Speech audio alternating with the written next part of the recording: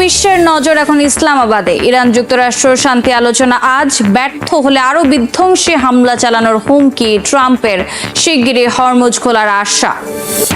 এবং যুদ্ধবিরতির মধ্যে গাজা ইসরায়েলের বিমান হামলা, শরণার্থী শিবিরে ধরপাকড়, বিভিন্ন স্থানে তাণ্ডব সেটেলারদের, নতুন বসতি স্থাপনের সিদ্ধান্ত অবৈধ বলছে ইইউ।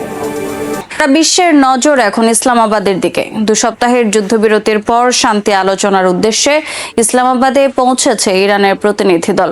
আলোচনায় যোগ দিতে পাকিস্তানের উদ্দেশ্যে রওনা হয়েছেন মার্কিন প্রতিনিধিরাও।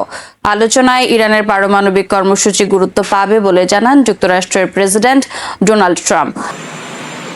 শান্তি আলোচনায় অংশ নিতে ইসলামাবাদে পৌঁছেছে ইরানের উচ্চ পর্যায়ের প্রতিনিধি দল। স্থানীয় সময় শুক্রবার রাতে সেখানে পৌঁছান তারা। ইরানের পার্লামেন্ট স্পিকার মোহাম্মদ বাগের গালিবাফের নেতৃত্বে প্রতিনিধি দলে রয়েছেন ইরানের পররাষ্ট্রমন্ত্রী আব্বাস আরাকচি, সুপ্রিম ন্যাশনাল কাউন্সিলের সেক্রেটারি মোহাম্মদ বাকের জুলকাদর, ডিফেন্স কাউন্সিলের সেক্রেটারি আলী আকবর আহমাদিয়ান, কেন্দ্রীয় ব্যাংকের গভর্নর আব্দুল নাসের হুনমাতি সহ কয়েকজন আইন প্রণেতা। ইসলামাবাদে পৌঁছানোর পর তাদেরকে স্বাগত জানান পাকিস্তানের উপপ্রধানমন্ত্রী ও পররাষ্ট্রমন্ত্রী ইসহাক দার। ইরানের সঙ্গে আলোচনায় যোগ দিতে ইতিমধ্যে পাকিস্তানের উদ্দেশ্যে রওনা হয়েছেন মার্কিন ভাইস প্রেসিডেন্ট জেডি ভ্যান্স। তার নেতৃত্বে আলোচনায় অংশ নেবেন প্রেসিডেন্ট ডোনাল্ড ট্রাম্পের বিশেষ দূত স্টিভ উইটকফ, ট্রাম্পের জামাতা জেরেড কুশনার ও CENTCOM commander Brett Cooper.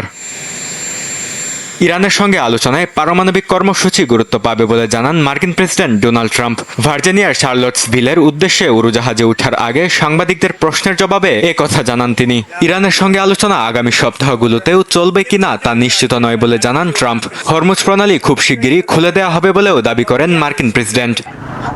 Israeli সেনাদের পাশাপাশি বর্বরতায় নেমেছে অবৈধ বসতি স্থাপনকারীরাও। গাজা হেরবন পশ্চিম তীরে চলছে ভয়াবহ তাণ্ডব। যুদ্ধবিরতির মধ্যে গাজায় ড্রোন হামলায় নিহত হয়েছেন অন্তত 2 ফিলিস্তিনি। হেবরন শরণার্থী শিবিরে অভিযান চালিয়ে বেশ কয়েকজনকে ধরে নিয়ে গেছে নেতানিয়াহু বাহিনী। গাজায় যুদ্ধবিরতির মাঝেও থামছে না ইসরায়েলের বর্বরতা। উপত্যকার জাবালিয়ায় ড্রোন হামলায় বেশ কয়েকজন হতাহত হয়েছেন। স্থানীয় আল শিফা হাসপাতালের চারপাশ ভারী হয়ে ওঠে স্বজনদের কান্নায়। হামলার মুহূর্তের বর্ণনা দিতে গিয়ে প্রত্যক্ষদর্শীরা জানান, সবাই একসঙ্গে বসে থাকার সময় হঠাৎ ড্রোন হামলা চালানো হয়। হেরবনে শরণার্থী শিবিরেও অভিযান চালায় নেতানিয়াহু বাহিনী। এ সময় কয়েকজন ফিলিস্তিনি যুবককে আটক করা হয়।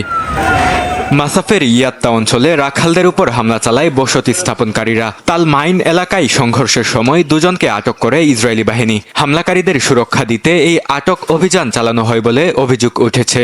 খিরবেত আল মুফাকারা সহ বিভিন্ন গ্রামে বাড়িঘরে হামলা চালানো হয়। পশ্চিম তীরে 30টির বেশি নতুন বসতি স্থাপনে ইসরায়েলি সিদ্ধান্তের তীব্র সমালোচনা করেছে ইউরোপীয় ইউনিয়ন। এসব একতরফা পদক্ষেপ আন্তর্জাতিক আইনের পরিপন্থী এবং দখলকৃত অঞ্চলে উত্তেজনা আরও বাড়িয়ে দিচ্ছে বলে জানায় জোটটি। বিশেষ করে পূর্ব জেরুজালেম সহ পুরো পশ্চিম তীরে ইসরায়েলের উপস্থিতি বাড়ানোর প্রচেষ্টা নিয়ে উদ্বেগ প্রকাশ করা হয়। ইউরোপীয় ইউনিয়ন আরও বলে, স্থায়ী ও ন্যায়ভিত্তিক শান্তির একমাত্র পথ হল দ্বিরাষ্ট্র সমাধান, যেখানে ইসরায়েল ও ফিলিস্তিন পাশাপাশি নিরাপদ ও স্বীকৃত সীমান্তে বসবাস করবে।